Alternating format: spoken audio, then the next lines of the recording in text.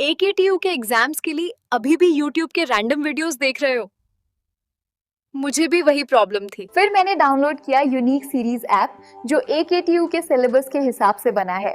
अब हर सब्जेक्ट एकदम इजी लगता है। यहाँ मिलते हैं जो वीडियो लेक्चर्स, नोट्स और प्रीवियस ईयर पेपर्स, सब AKTU सिलेबस के अकॉर्डिंग। बेस्ट पार्ट, पहली परचेज पे 20% ऑफ भी है। बस कोड यूज करो, सेव 20। डाउनलोड करो अभी unique series app, smart students की choice. Hello hello hello everyone, I hope आप सभी लोग अच्छे होंगे एंड सब लोगों को ये जो हमारी वन शॉट पूरी की पूरी सीरीज चल रही है, जहाँ पे मैं आपको एक ही वीडियो में ट्राई करती हूँ कि पूरा की पूरी एक यूनिट एक्सप्लेन कर दूँ, और ट्राई नहीं एंड इवन हो भी रही है, जहाँ पे आपको डेटाबेस मैनेजमेंट सिस्टम के सारे वन शॉट मिल रहे हैं। सारे के सारे आपके टॉपिक्स कवर हो रहे हैं, कुछ भी टॉपिक नहीं रह रहे। बट अगर स्टिल कोई भी टॉपिक रह रहा हो, कोई भी टॉपिक बाई चांस मिस हो गया हो, तो प्लीज़ आप मुझे कमेंट्स में बता दीजिएगा।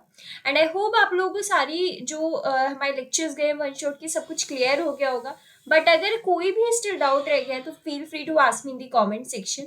हमने ऑलरेडी यूनिट 1 अच्छे से कर ली है, 2 अच्छे से कर ली है, 3 अच्छे से कर ली है, 4 भी अच्छे से कर ली है and it's our unit 5 one shot. Okay, so database management system बहुत ज़्यादा इंपॉर्टेंट सब्जेक्ट है और आज हम इसकी लास्ट यूनिट का वन शॉट बना रहे हैं। तो आई विल ट्राई कि इसके भी सेम क्राइटेरिया रहे, सारे टॉपिक्स आपको अच्छे से समझ में आ जाए और मैं अच्छे से एक्सप्लेन भी कर दूँ। So without any further delay, we are going to start our session. But before starting our session, there is very important news which I want to share it with you guys. Which is कि अभी तक अगर आप लोगों में से जिनको नहीं पता है, हमारा एक ऐप है जो कि आपको कहाँ मिलेगा, जो कि आपको गूगल प्ले पे मिल जाएगा, यूनिक सीरीज सिविल मंत्रा के नेम से। अब वहाँ पे क्या है, वहाँ पे आपको सारे के सारे कोर्सेज मिल जाएंगे जो अभी आपको यूट्यूब पे नहीं मिल रहे, तो बाई चांस आपको वहाँ सारे कोर्सेज मिल जाएंगे।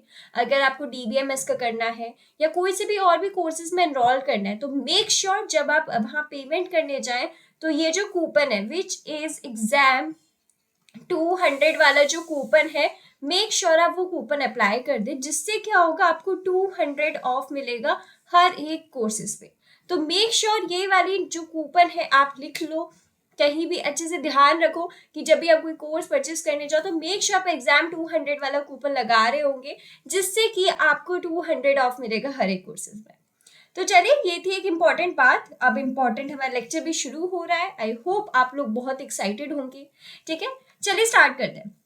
सबसे पहला टॉपिक आप देख रहे होंगे कॉन्करेंसी कंट्रोल। ये हमने यूनिट 4 में भी पढ़ा था। तो जल्दी से पहले मुझे बताओ कॉन्करेंसी कंट्रोल क्या होता है। वीडियो को पॉज करो, कमेंट्स में मुझे बताओ कि दीदी कॉन्करेंसी कंट्रोल ये होता है। ठीक है, it ensures that when multiple transactions run together, the database remains correct and consistent. अब जैसे मैंने एग्जांपल दिया था, मैंने कोई एक ऑर्डर प्लेस करा स्विगी या जोमेटो पे, मैंने ऑर्डर प्लेस करा। ठीक है, अब स्विगी और जोमेटो तो हर जगह चलता है, वही वाला ऑर्डर, चलो स्विगी और जोमेटो छोड़ दो, हम ले लेते हैं मिंत्रा वगैरह ऐप ले लेते हैं। ठीक है, वो तो हर जगह चलता है। मुझे कोई ड्रेस पसंद आई और मैंने वो ड्रेस ऑर्डर करी, ऐसा तो ना पूरे वर्ल्ड में सिर्फ मुझे ही वो ड्रेस पसंद आई होगी, मैंने ही उसका पेमेंट किया होगा, नहीं। ऐसा हो सकता है वो ड्रेस किसी और को भी पसंद आई हो, या फिर मैं कहूँ उस पे ही बहुत सारे यूजर्स पेमेंट कर रहे हो। तो जब बहुत सारे मल्टीपल ट्रांजेक्शन एक साथ हो रहे होते हैं, क्योंकि हमें तो नहीं पता चलता कि कब कौन सा ट्रांजेक्शन हो रहा होता है, यही किसकी वजह से होता है, due to the isolation property जो हमें ऐसी प्रॉपर्टी से मिलती है। राइट, हमें इसकी प्रॉपर्टी से पता नहीं चलता कि कब कौन से ट्रांजेक्शन हो रहे हैं, बट बहुत सारे ट्रांजेक्शंस एक ही बार में हो रहे होते हैं। तो डेटाबेस का काम क्या होता है कि कंसिस्टेंट रहे और डेटा करेक्ट रहे, कोई कभी ट्रांजेक्शन ओवरलैप ना करे, कोई कभी ट्रांजेक्शन मिस ना हो, तो सब चीज ट्रांजेक्शंस करेक्ट रहे। तो ये कौन देखता है, ये आपका देखता है कॉन्करेंसी कंट्रोल। अब हमें इसकी जरूरत क्यों पड़ी, to prevent issues like lost update, dirty read, unrepeatable read, inconsistent read और फैंटम रीड। अब ये क्या है, ये हमने कल इसमें लास्ट जो हम कर रहे थे, अपने स्लाइड्स रीड कर रहे थे यूनिट 4 की, हमने वहाँ इसकी डिटेल डेफिनेशन देखी थी। इसलिए मैं बोलती हूँ कि प्लीज प्रीवियस यूनिट्स का देख लो, बिकॉज हर एक यूनिट एक दूसरे से लिंक्ड होती है, कुछ ना कुछ कॉन्सेप्ट आ ही जाते हैं। तो कितना भी ट्राई कर लो, बट कुछ ना कुछ कॉन्सेप्ट आ जाते हैं। अब हमें कॉन्करेंसी कंट्रोल की नीड क्यों पड़ी, प्रिवेंट करने इश्यूज के लिए लॉस्ट अपडेट। लॉस्ट अपडेट मतलब two users overwrite each other changes. मतलब जैसे एक ट्रांजेक्शन थे, एक T1 और एक था T2। T1 ने करे 100 रुपीज ट्रांजेक्ट, T2 ने करे 200, बट T2 का ही शो हुआ, T1 का नहीं हो पाया। तो इसलिए क्या करा, T2 ट्रांजेक्शन ने ओवरराइट कर दी T1 की ट्रांजेक्शन को। तो ये क्या हो गया, लॉस्ट अपडेट, जो मोस्टली हो सकता है dirty read. Reading uncommitted data, T1 ने T2 का अनकमिट डेटा रीड कर लिया, जो कमिट नहीं हुआ था, ट्रांजेक्शन सक्सेसफुल नहीं हुआ था, बट T1 को पता चल गया, तो ये क्या डर्टी रीड है। Unrepeatable read, same query gives different result, मैंने एक क्वेरी रन करी, पहली बार में तो मुझे 100 रिजल्ट आया, बट जब वो दोबारा मैंने सेम क्वेरी रन करी तो मुझे 200 आया। मतलब हर एक क्वेरी पे जब हम इसको बार बार रन करें तो वो डिफरेंट रिजल्ट्स दे रही है। तो ये क्या है, ये आपका क्या होता है, अनरिपीटेबल रीड होता है। ओके, नेक्स्ट है इनकंसिस्टेंट रीड या फैंटम रीड भी बोलते हैं। डेटा चेंजेस ड्यूरिंग एग्जीक्यूशन, जब डेटा आपका चेंज हो रहा है हर एग्जीक्यूशन के टाइप पे, जब पहले एग्जीक्यूट हुआ था तो कुछ और था, जब बाद में एग्जीक्यूट हुआ तो कुछ और था, मतलब हर एक टाइम पे डेटा आपका चेंज हो रहा है। तो ये क्या है, कुछ आपके मतलब किसी चीज की वजह से, इन सब चीजों की वजह से हमें क्या हुआ, कॉन्करेंसी कंट्रोल की नीड पड़ी। ठीक है, अब हमने टाइप्स ऑफ शेड्यूल्स भी पढ़े थे, serial, concurrent, serialisable. Serial schedule क्या होते हैं, वन ट्रांजेक्शन आफ्टर अनदर, मतलब सबसे पहले T1 हुआ, फिर उसके बाद T2 हुआ, फिर उसके बाद T3 हुआ, एक के बाद ट्रांजेक्शन हुए। कॉन्करेंट ट्रांजेक्शन इंटरली, मतलब T1 हुआ, T2 हुआ उसके बाद, बट T2 के बाद डायरेक्ट T3 हुआ, फिर से कोई एक और ट्रांजेक्शन आया T4, वो हो गया, मतलब ओवरलैपिंग हो गई। Serializable, find result same as a serial schedule, मतलब अगर देखो जैसे T1 के बाद T2 हुआ, T2 के बाद T3 हुआ, ये कौन सा ट्रांजेक्शन है, सीरियल है। बट कॉन्करेंट में क्या हुआ, T1 हुआ, फिर T3 हुआ, फिर T2 हुआ, तो ये कैसा ट्रांजेक्शन है, कॉन्करेंट, राइट। बट कुछ भी हुआ हो, बट फाइनल रिजल्ट जो इसका आया है और इनका आया अगर सेम है, तो हम उसको क्या बोलते हैं, उसको हम बोलते हैं सीरियलाइजेबल। मतलब बोलती है ना मम्मी कि कुछ भी हुआ, उल्टा चोर कोतवाल को डांटे, या जो भी है, मुझे कहावत याद नहीं आ रही, बट आपने कुछ भी किया, लौट के आप कहाँ पे आए, घर पर ही आए। अगर लौट के आप घर पे ही आ रहे हो तो क्या सीरियलाइजेबल शेड्यूल है। ठीक है, तो आई होप आपको ये चीजें आप पढ़ चुके हैं यूनिट 4 में, ताजा चीजें हैं, तो इतना हमें दिक्कतें नहीं हो रही होंगी, राइट। कॉन्करेंसी कंट्रोल के मेथड्स भी होते हैं, सबसे पहले आता है lock based protocols. Use locks to control access, हम लॉग्स के यूज करते हैं कंट्रोल कर पाए एक्सेस, सो दैट आपकी डेडलॉक वाली कंडीशन बच जाए, टाइम स्टैम्प्स वाली जो चीज हमें लगा रही है वो थोड़ी कम हो जाए। इसमें टाइप्स होते हैं, एक होता है शेयर्ड और एक होता है एक्सक्लूसिव। शेयर्ड होता है रीड के लिए और एक्सक्लूसिव होता है राइट उसके लिए, जो हमें ट्रांजेक्शन्स करने होते हैं। टू फेज लॉकिंग भी होता है जिसको हम 2PL बोलते हैं, इंश्योर करते हैं serialisability but can cause deadlocks आ सकते हैं। और डेडलॉक की मैंने 4 कंडीशन बताई थी, अगर उनमें से एक भी कंडीशन आपकी मतलब एक भी कंडीशन टूट गई तो डेडलॉक से बचोगे, बट अगर चारों मेंटेन्ड हो रही है तो आपको डेडलॉक आ जाएगा। Strict result 2PL but safer but slower, strict है बट थोड़ा सेफ भी, सॉरी स्ट्रिक्ट तो उसका है ही ना, थोड़ा वो है, स्लो है बट सेफ है। स्लो क्यों है, क्योंकि परफॉर्मेंस का ही इफेक्ट पड़ता है, परफॉर्मेंस ओवरहेड हो जाती है। क्या हो जाती है, परफॉर्मेंस ओवरहेड हो जाती है। क्लियर। नेक्स्ट आता है टाइम स्टैम्प बेस्ड प्रोटोकॉल, से हमने देखा था every transaction gets a time stamp like a time order. जैसे मैंने बोला कि भैया आपको T1 को मिलेंगे 2 सेकेंड अपना ट्रांजेक्शन कंप्लीट करने के लिए, और T2 को मिलेंगे 5 सेकेंड। ये क्या हो गए, कुछ हमने टाइम स्टैम्प्स दे दी हर एक ट्रांजेक्शन को कि भैया आपके पास इतना ही समय, अगर आपको एग्जीक्यूट हो रहा है तो इतने ही समय में हुई है वरना मत हुई है। इससे क्या होगा, आपकी जो चीजें हैं, डेडलॉक वाली जो चीज आ रही है वो थोड़ी सेफ हो जाएगी, बच जाओगे। Follows time stamp order to maintain consistency, data consistent रहे, कोई भी ओवरलैपिंग ना हो, तो हम इसलिए टाइम स्टैम्प्स वाली चीज फॉलो करते हैं।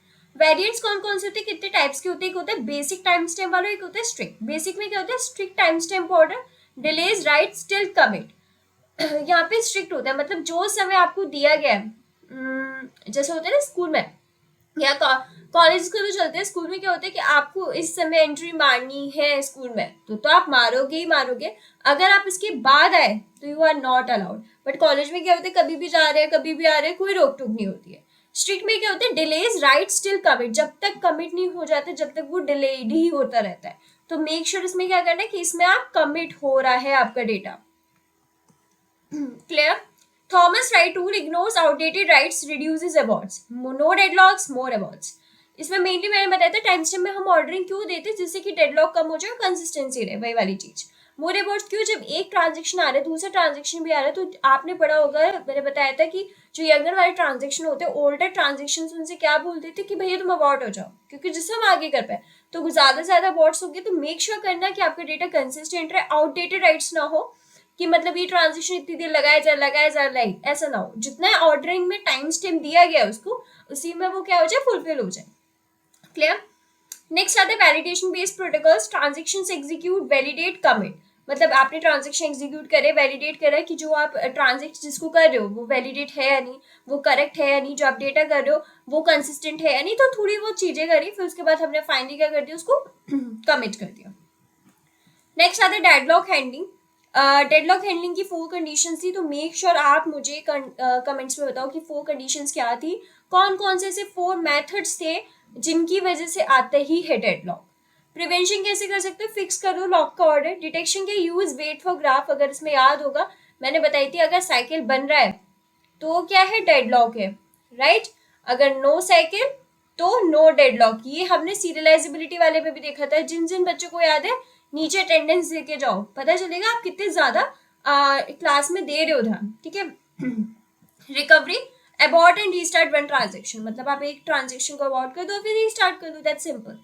अब रिकवरी टेक्निक्स कौन कौन सी होती है, locks, record sections for undo and redo. मैंने बताया था लॉक्स में कैसे होते हैं कि सबसे पहले ट्रांजेक्शन आईडी लिखी जाती है, कब की डेट थी, क्या ओल्ड वैल्यू थी, क्या करंट वैल्यू है, क्या डेटा आइटम है, ये कुछ 5 चीजें होती हैं जो आपके लॉग्स में लिखी जाती है। और लॉग्स मेंटेन करना बहुत ज्यादा जरूरी है। अगर बाई चांस कुछ भी पावर क्रैश, सिस्टम फेलियर हो गया तो अनडू और रीडू किसकी वजह से हो पाएगा, लॉग, बिकॉज लॉग क्या है आपका, आपका हिस्ट्री ट्रैकर है। क्या है, हिस्ट्री ट्रैकर, क्लियर। नेक्स्ट आता है checkpoint, save DB state to speed recovery. मैंने इसमें घर वाला एग्जाम्पल दिया था। हमारे क्या होता है कि हम यहाँ से हमें फाइनल पॉइंट यहाँ तक पहुंचना है, तो हम यहाँ से स्टार्ट तो करते हैं, बट बाई चांस बीच में आप यहाँ पे होते हो सिस्टम क्रैश हो जाता है। अब जब दोबारा करना होता है तो आप क्या हो गया, आप यहाँ से स्टार्ट नहीं करोगे, अब आप यहाँ से स्टार्ट करो, क्योंकि इंस्टीड ऑफ आप पूरी स्कैनिंग क्यों करो, आपने यहाँ तक कर लिया ना, तो अब आप यहाँ से आगे करोगे। इससे टाइम भी सेव होता है और डेटा कंसिस्टेंट रहेगा, ठीक है। Distributed concurrency control, use in distributed database to keep global serializability. हम ये क्या यूज करते हैं, हम इसको जो बहुत डिस्ट्रीब्यूटेड डेटाबेस याद होगी कि एक मेरा फ्रेंड यहाँ बैठा है, एक मेरा फ्रेंड यहाँ बैठा है, हम किसके थ्रू कनेक्टेड है, नेटवर्क के थ्रू कनेक्टेड है, तो मेक श्योर करना कि आपका डेटा कंसिस्टेंट रहे हर जगह। तो ये कुछ रिकवरी टेक्निक्स है। वैलिडेशन बेस्ड प्रोटोकॉल, जिसको हम ऑप्टिमिस्टिक कॉन्करेंसी कंट्रोल भी बोलते हैं, it assumes most transactions would not conflict. ये अज्यूम करके चलते हैं कि ज्यादातर ट्रांजेक्शंस में कॉन्फ्लिक्ट्स नहीं होते। कॉन्फ्लिक्ट्स कैसे होते हैं वो भी आपको मैं प्रीवियस में बता चुकी हूँ कि उसमें हमारी कंडीशंस होती है कि रीड राइट हो रहा है, राइट राइट हो रहा है, कि राइट रीड हो रहा है ना, वही वाली चीज। So it doesn't use locks, ये लॉक्स यूज नहीं करते क्योंकि ये अज्यूम करते कुछ कॉन्फ्लिक्ट्स ही नहीं होगा, तो क्यों लॉक्स यूज करें, मतलब कोई भी वेटिंग नहीं ना, कोई डेडलॉक। ईच ट्रांजेक्शन 3 फेजेस, हर एक ट्रांजेक्शन 3 फेज से गुजरता है। सबसे पहला आता है read phase, read data into local memory, no change है, जो डेटा आपको मिला है पहले उसको रीड करो लोकल मेमोरी में, जो आपके हार्ड ड्राइव डिस्क वगैरह हो गए ये सब। फिर आता है validation phase, before saving system checks for conflict. आपका डेटा सेव होने से पहले सिस्टम चेक करते हैं कि कॉन्फ्लिक्ट तो नहीं है, कोई इसने ओवरलैप तो नहीं कर दिया, ओवरराइट तो नहीं कर दिया। Write phase, if safe write to database else abort and restart. अगर सेफ है तो डेटाबेस में सेव करा दो, अगर नहीं है तो क्या कर दो, उसको हटा दो, उसको बोलो दोबारा से आए, दोबारा से रीस्टार्ट करें, ठीक है। तो ये कुछ हमारे फेसेस होते हैं जो ट्रांजेक्शन को मेंटेन ही करने पड़ते हैं, क्लियर। नेक्स्ट आते हैं एडवांटेजेस, इसमें कोई डेडलॉक्स नहीं, क्यों, क्योंकि आप कुछ लॉक्स यूज नहीं कर रहे हो। फास्ट है for read heavy workloads. Disadvantage के many about if conflicts occur, क्योंकि यहाँ पे अगर कॉन्फ्लिक्ट्स मिले तो बहुत ज्यादा अबाउट्स होंगे, तो ये दिक्कत है थोड़ी। तो ये क्या है, वैलिडेशन बेस्ड प्रोटोकॉल है। नेक्स्ट आता है multiple granularity locking, data is stored at levels, database, table, page, record. Data आपका किस तरीके से स्टोर होता है, सबसे पहले वो आपका किस में होता है, डेटाबेस में होता है, फिर किससे होता है, फिर टेबल में होता है, फिर पेज में होता है, फिर रिकॉर्ड्स में होता है। अब समझो रिकॉर्ड क्या है, पहले आपकी मैनुअली फाइल्स वगैरह बनती थी वैसे रिकॉर्ड, फिर पेजेस वगैरह बनने लगे जिसमें हम अपने ईआर मॉडल्स वगैरह को थोड़ा आप देख सकते हो, ईआर मॉडल तो बाद में, पहले फिर फाइल सिस्टम वाले पेजेस होने लगे, फिर टेबल आपके रिलेशन में डेटा स्टोर होने लगा, फिर फाइनली डेटाबेस में कैसे डेटा स्टोर होता है, टेबल्स की फॉर्म में होता है। तो ये क्या, ये आपका डेटा स्टोर के लेवल्स है, जैसे आपके ट्रांजेक्शन के फेसेस है वैसे आपके डेटा स्टोर के लेवल्स है, clear. Locking everything small, too many locks, अगर आप हर एक छोटी छोटी चीज को लॉक कर दो बहुत ज्यादा लॉक्स आ जाएंगे। लॉक करो पूरी टेबल को तो कॉन्करेंसी कम हो जाएगी। सॉल्यूशन क्या है, use locks in multiple levels based on need. आप लॉक्स को यूज करो मल्टीपल लेवल पे यूज करो, बट जब कब जब जरूरत हो। स्पेशल लॉक्स होते हैं कुछ, जैसे आईएस, इसको हम बोलते हैं intention share, planning to read lower levels. हम इसमें कब लॉक लगाते हैं, जब हमें लोअर लेवल पे जगह पे लॉक लगाना होता है। IX इंटेंशन एक्सक्लूसिव, जहां पे आपको प्लानिंग टू राइट, ये देखो समझो, IS और IX, S किसके लिए प्लान कर रहे हो आप रीड करना, किसको, लोअर लेवल को, ठीक है। IX क्या कर रहे हो आप, राइट कर रहे हो किसको, लोअर लेवल को। SIX मतलब shared plus intention exclusive, read now may be right inside, सबसे पहले रीड करो फिर उसके बाद मे भी आप लिख सकते हो, श्योरिटी नहीं है। और S और X अलग अलग है, मतलब नॉर्मल, शेयर्ड और एक्सक्लूसिव लॉ। तो ये क्या है, कुछ तरीके के स्पेशल लॉस हैं जो आपको थोड़े से माइंड में रखने चाहिए। क्यों, क्योंकि ये मल्टीपल ग्रैनुलरिटी लॉक है। क्या है, मल्टीपल, ये थोड़ी छोटी चीजें ना लिख लिया करो, मल्टीपल ग्रैनुलरिटी लॉक, जब मैं लिख रही हूँ ना तो थोड़ा आप भी लिख लिया करो, जिससे ना लिखकर चीजें ज्यादा याद रहती है। एडवांटेज क्या है, सेफ्टी बैलेंस रहती है, परफॉर्मेंस ओवरहेड नहीं होती। डिसएडवांटेज क्या, बहुत ज्यादा कॉम्प्लेक्स है बिकॉज बहुत ज्यादा लॉक्स हैं। यहीं पे आपको कितने लॉक्स मिल गए, 1 2 3 4 5, 5 ही लॉक्स हैं, ठीक है। तो बहुत ज्यादा लॉक्स भी है तो थोड़ा आपकी कॉम्प्लेक्स हो जाती है चीजें। फिर आता है मल्टी वर्जन कॉन्करेंसी कंट्रोल, जिसको हम MVCC भी बोलते हैं, यूज इन मॉडर्न डेटाबेस, आजकल के मॉडर्न डेटाबेस में यूज होता है, जो कि Oracle, PostgreSQL, MySQL। Instead of overwriting data, system keeps multiple versions, so readers don't block writers and writers don't block readers। क्या होता है, यहाँ पे डेटा ओवर रिटन नहीं होता कि रीड के ऊपर राइट आ गया, कि राइट भी नहीं हुआ उसके पहले रीड आ गया, नहीं, डेटा ओवर रिटन नहीं होता। सिस्टम यहाँ बहुत सारे वर्जन रखता है, सो दैट क्या होता है कि जिनको रीडर्स होते हैं, जो पढ़ रहे होते हैं, वो राइटर्स को ब्लॉक नहीं करते, और जो राइटर्स होते हैं वो रीडर्स को ब्लॉक नहीं करते। क्यों, because they have multiple version. Example है, जैसे T1 ने रीड करा 50, T2 ने राइट करा 100, तो एक नया वर्जन बन गया, मतलब T1 का एक नया वर्जन हो गया, किसका हो गया, रीड का, जिसमें उसने 50 रीड करा है। फिर T1 का एक राइट का अलग वर्जन बन गया, जिसमें उसने कितना करा, 100 करा है। जब T1 अपना पुराना वर्जन देखेगा तो उसको स्टिल क्या वैल्यू मिलेगी, 50। क्यों, क्योंकि उसको पता ही नहीं, उसने क्या कर दिया, एक सेपरेट वॉल कर दिया कि वो देख ही नहीं पाए। एडवांटेजेस के, सुपर फास्ट है, बहुत जल्दी होता है, हाई कॉन्करेंसी है। डिसएडवांटेज क्या है, मोर स्टोरेज, ज्यादा स्टोरेज क्या है, क्योंकि आप रीड भी अलग स्टोर कर रहे हो, राइट का भी अलग स्टोर कर रहे हो, तो ज्यादा स्टोरेज लगता है। Needs clean up of old version, आपको ओल्ड वर्जन भी क्लियर करने पड़ेंगे मेमोरी से, वरना स्टोरेज ज्यादा भर जाएगा। किसमें यूज होता है, PostgreSQL, Oracle, MySQL, और आपकी बहुत सारे उसमें होता है, SQL में भी यूज होता है। रिकवरी विद कॉन्करेंट ट्रांजेक्शन, अब इनसे रिकवरी कैसे मिल सकती है, system crashes when many transaction run, committed ones must be redone, apply again. अगर आपका सिस्टम क्रैश होता है जब बहुत सारे ट्रांजेक्शन एक ही बार में रन कर रहे होते हैं, तो मेक श्योर करो आप रीडन कर दो कमिट। अनकमिटेड वंस को आप क्या कर दो कि अनडन, मेनली यहाँ पे आपका अनडू और रीडू वाला ऑपरेशन अपनाया जाएगा, जो कि आपको पता है what exactly undo performs and what exactly redo performs, ठीक है। क्योंकि आप छोटे से अगर आप लैपटॉप चलाते होंगे ना, तो मेन ऑप्शन स्टार्टिंग में तो यही आते थे, टॉप लेफ्ट में आपके यही ऑप्शंस आते थे, लाइक मैं बना के दिखाती हूँ। एक तो ऐसा आता था, आई होप आपको दिख रहे होंगे, ठीक है, थोड़ा डार्क भी कर दे रही हूँ, थोड़ा एरो गलत हो सकता है। और एक आता था लाइक दिस वन, ये किसके होते हैं, यही तो होते हैं हमारे N2D2 की, तो यही वाली चीज है। टूल्स इधर कौन से यूज होते हैं, लॉग्स में well right ahead logging, record every change, यहाँ पे हर एक चेंज को रिकॉर्ड किया जाता है कि कब कौन सी वैल्यू थी, कब कौन सी वैल्यू नहीं थी। इसका डिटेल नोट चाहिए तो कहाँ मिलेगा आपको, यूनिट 4 में बहुत अच्छे से बताया गया। बेसिकली अगर मैं कहूँ ना, unit 5 is just a revision of unit 4। अगर आप सिलेबस देखोगे तो आप ये बोलोगे दीदी there is no need of unit 5 one shot, because each and everything I have already covered in unit 4। There is only one thing which is doesn't cover in unit 4, which is the case study of Oracle database है, जो कि अभी हम पढ़ेंगे भी, ठीक है। बस यही एक लॉ था और कुछ भी नहीं है। वीडियो शॉर्ट हो सकती है और स्लाइड्स भी इसकी कम होंगी, तो don't worry about it, because जब आप सिलेबस देखोगे, बिकॉज आप पढ़ रहे हो, आपको सिलेबस पता होगा तो आप खुद समझ जाओगे। चेक पॉइंट्स क्या होते हैं, सेव करना डेटाबेस के स्टेट को फॉर फास्टर रिकवरी, जो मैंने अभी बताया, घर वाले जो मैंने एग्जांपल दिया था वो इसीलिए ही था। एरिस एक एल्गोरिथम है, एनालिसिस, रीडू, अनडू, यही एल्गोरिथम कल हम कितनी बार पढ़ चुके हैं। एनालिसिस में फाइंड करना एक्टिव और कमिटेड ट्रांजेक्शंस के इस पर्टिकुलर टाइम पे कौन से ट्रांजेक्शंस आपके एक्टिव हैं। रीडू करना, अप्लाई करना कमिटेड वंस को, एंड अनडू करना, रोल बैक करो इनकम्प्लीट वंस को। जो कमिट हो चुके हैं उनको तो क्या ही करें, अब जो अनकमिटेड है तो उनको वापस ले आओ। तो आई होप ये चीज आपकी क्लियर हो गई होगी। टिल देन यहाँ तक तो भाई साहब यूनिट 4 का जस्ट मुझे लग रहा है क्या है, एक शॉर्ट रिवीजन था, जस्ट एक short revision. I hope it will be clear for you. जिनको नहीं हुआ है क्लियर तो भाई मुझे बता दो, आई विल मेक श्योर कि मैं दोबारा अच्छे से क्लियर कर पाऊँ, ठीक है। नेक्स्ट आती है केस स्टडी ओरेकल डेटाबेस की। ओरेकल के बहुत पॉपुलर इंटरफेस डेटाबेस है because of its strong transaction management, acid properties, concurrency control, MVCC। बहुत ज्यादा यूज होने वाला ओरेकल आपका डेटाबेस है। क्यों? क्योंकि यहाँ पे एसिड प्रॉपर्टीज अपनाई जाती है और आपको पता है एसिड प्रॉपर्टीज किसी भी ट्रांजेक्शन सिस्टम में अपनानी कितनी ज्यादा जरूरी है। और कॉन्करेंसी कंट्रोल भी अच्छा खासा है, रिकवरी सिस्टम भी है।